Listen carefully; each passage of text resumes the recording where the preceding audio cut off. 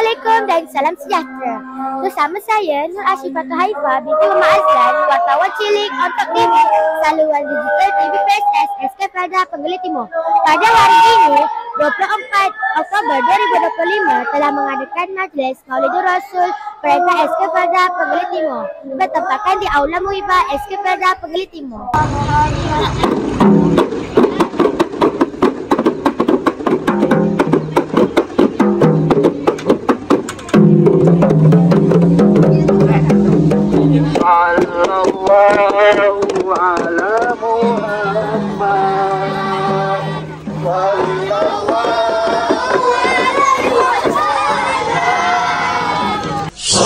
Sallallahu ala Muhammad, sallallahu alaihi wasallam, sallallahu ala Muhammad, sallallahu alaihi wasallam.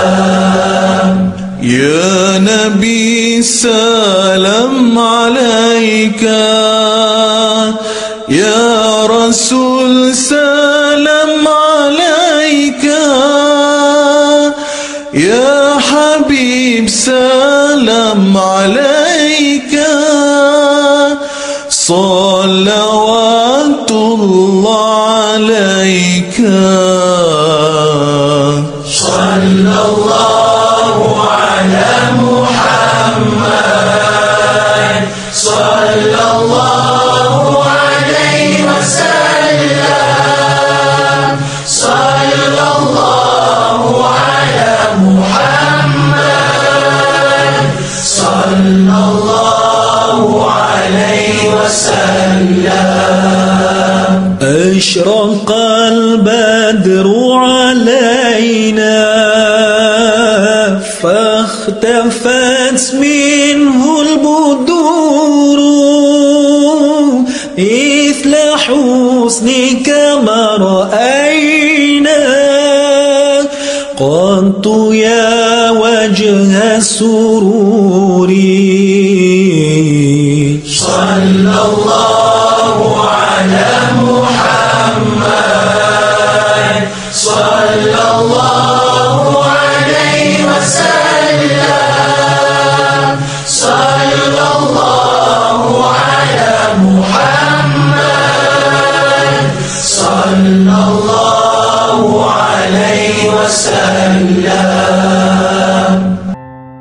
يا بدراتيم يا بدراتيم من هذا كل كمالي ماذا يعبر عن علاك مقالي. يا بدراتيم يا بدراتيم من هذا كل كمالي ماذا يعبر